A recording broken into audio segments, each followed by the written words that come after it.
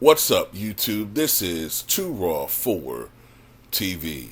So I have some news I want to report. First of all, shout out to Dreamers Pro for being the first one I saw talk about this story. And that is Russell Westbrook has reportedly gone to the Clippers front office, the Clippers team, and has requested to come off the bench, which he believes will bring more fluidity to the team, stability, and will bolster the bench.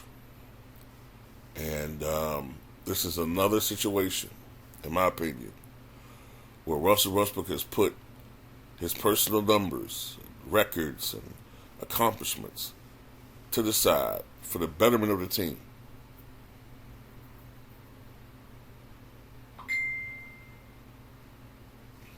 This is another situation.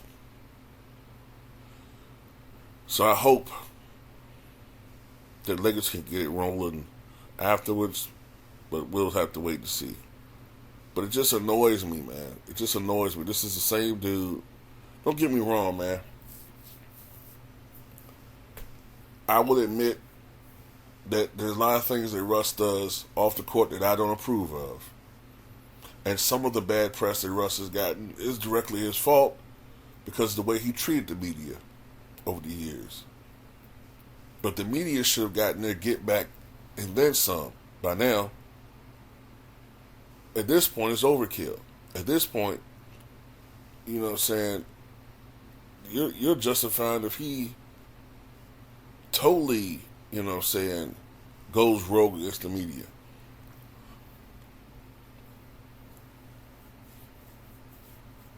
But this is sad, though, man. This is really sad. They like to portray this man as selfish and only concerned about his numbers, when in reality, after KD left, there were no real offensive, consistent players for him to feed off of. I mean, you had Victor Oladipo, but Victor Oladipo wasn't even in great shape that year with the Thunder. And we have to admit, Steven Adams never looked better than he did playing with Russ. As soon as he played with another superstar, what's the first thing Russell Westbrook did? He took a back seat to Paul George offensively. What did the media do? They said, he needs to help Paul George. Paul George needs more help offensively.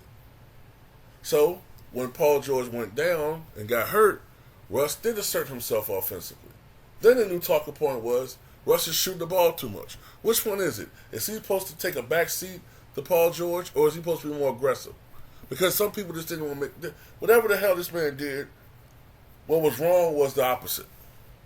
What was right was the opposite.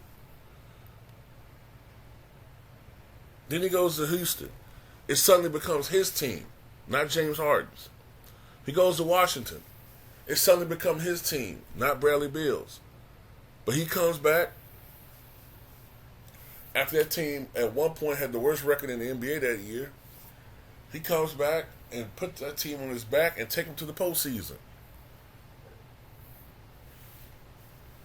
Then he goes to the Lakers,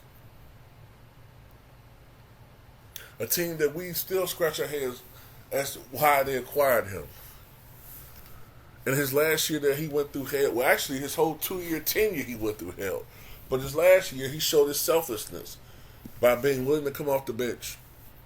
And he was rewarded for his selflessness by being called an energy vampire by the likes of Dave McMenamin, who probably...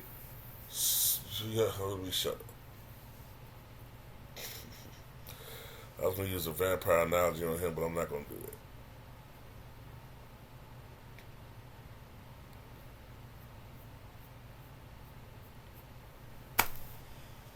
So now we're here with Russ. We know James Harden is selfish. James Harden, all he cares about is James Harden. Russ recognizes this and is trying to do what's best for the team. This is why NBA players love playing with Russ. Not saying Russell Westbrook is perfect, Sometimes Russell Westbrook does have bad turnovers. Sometimes he makes bad decisions. His shooting is, suspect at times. And for many years he did treat the media poor.